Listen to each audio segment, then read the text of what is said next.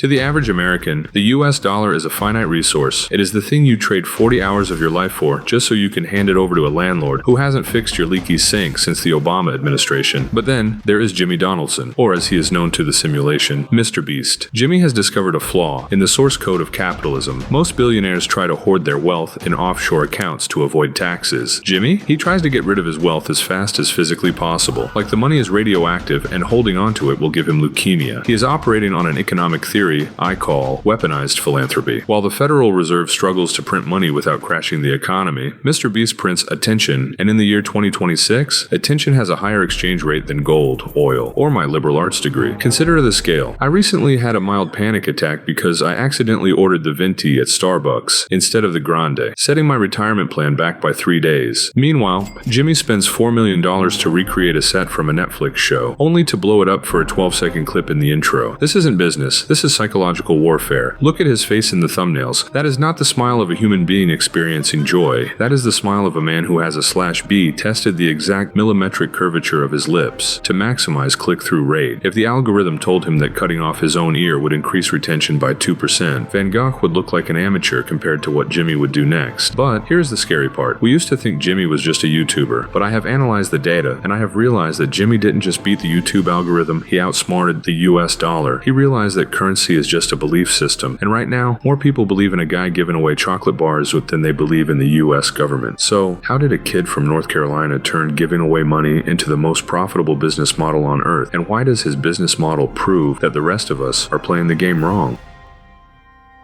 To understand how Jimmy beat the dollar, we first have to understand how the dollar beats you. Growing up, we were all taught the same financial wisdom. A penny saved is a penny earned. Wrong. In 2026, a penny saved is actually 0.7 pennies because the Federal Reserve printed $3 trillion more dollars. While I was finishing this sentence, your financial advisor, a guy named Greg, who wears a fleece vest and smells like desperation, will tell you to put your money in a high-yield savings account. He promises you a staggering 4% APY. Meanwhile, the price of a singular avocado has risen by 12%, and my rent has gone up by market rate, which is just a polite economic term for extortion. Mathematically, by saving money, you are actively becoming poor. You are losing the race against the printer. MrBeast realized this. He understands a concept called the velocity of money. Most companies try to keep profit. They want to show a green line to shareholders. Jimmy, he treats profit like a hot potato. That is also a grenade. The second a dollar enters his bank account, he doesn't save it. He doesn't invest it in the S&P 500. He immediately spends it on buying a private island or filling a swimming pool with spaghetti or curing blindness for 1,000 people, just to see if it makes a good thumbnail. This is called hyper reinvestment. If you keep the dollar, inflation eats it. If you turn the dollar into a video, the video lives forever. He is converting a depreciating asset, fiat currency, into an appreciating asset, digital clout. He is essentially shorting the US dollar by betting on his own stupidity. And it works. While huge corporations like Disney are firing thousands of employees to save money, Jimmy's hiring 500 people to paint a wall dry. Disney has intellectual property, 100 years of history, and a stock price that moves like a dead fish. Jimmy has a camera, a chocolate bar, and an audience that would watch him stare at a wall for 10 hours. And guess which one has more cultural relevance right now? Jimmy isn't rich because he has money. He is rich because he knows how to destroy it efficiently. But attention is volatile. You can be the king of YouTube one day and cancel the next day because a tweet surfaced from 2012 where you said you didn't like the movie Shrek. So Jimmy did what any rational accumulation machine would do. He diversified into physical reality. He launched Feastables. To the uneducated eye, this is a snack. To an economist, this is asset-backed security. You see, the US dollar is a fiat currency. It is backed by nothing but the full faith and credit of the US government. And let's be honest, my faith in the government is currently lower than my faith in a gas station sushi roll. But Feastables is backed by Jimmy. Jimmy realized that legacy companies like Hershey's had become complacent. Hershey's has tasted like slightly burnt plastic mixed with the regret of a divorced father since 1994. They stopped trying. Jimmy saw this weakness and attacked. But the genius wasn't the chocolate, it was the distribution. When Hershey's wants to organize their shelves at Walmart, they have to pay merchandisers millions of dollars. Jimmy simply tweeted, "Hey, if you clean up my shelf at Walmart, I might give you $10,000. We call this gamification. Labor laws call this unpaid child labor, but because it's Jimmy, we let it slide. He effectively crowdsourced his supply chain to an army of preteens who are high on sugar and parasocial relationships. He also tried this with MrBeast burger, which taught us an important lesson about the physical world. You cannot Control-C, Control-V a cheeseburger. Some people got raw meat, some people got empty buns. I ordered a burger and received a bag containing nothing but a single wet pickle and a note that said subscribe. It was the worst meal of my life. I gave it 5 stars. So now, Jimmy owns the media, the food supply, and the psychological obedience of an entire generation. He isn't just a content creator anymore, he is a nation state, and unlike the US government, his budget is actually balanced. So, what is the final lesson here? Why is Jimmy winning? While the US economy feels like it's being run by 3 raccoons in a trench coat, it comes down to one word: transparency. When the government spends $1 billion of your tax money, you get a bridge in Ohio that has been under construction since the invention of the iPhone. When Jimmy spends $1 billion,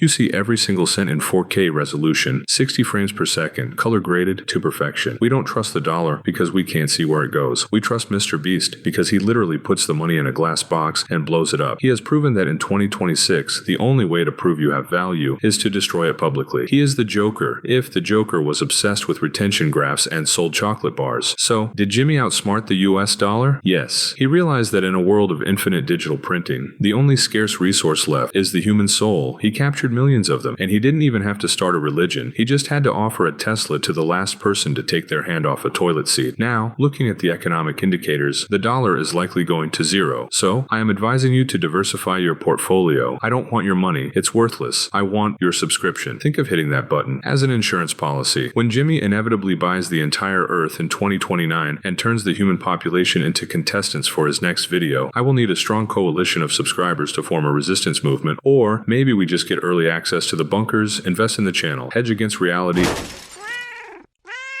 And if you see Jimmy, tell him I can hold my breath for 4 minutes if the prize money is right.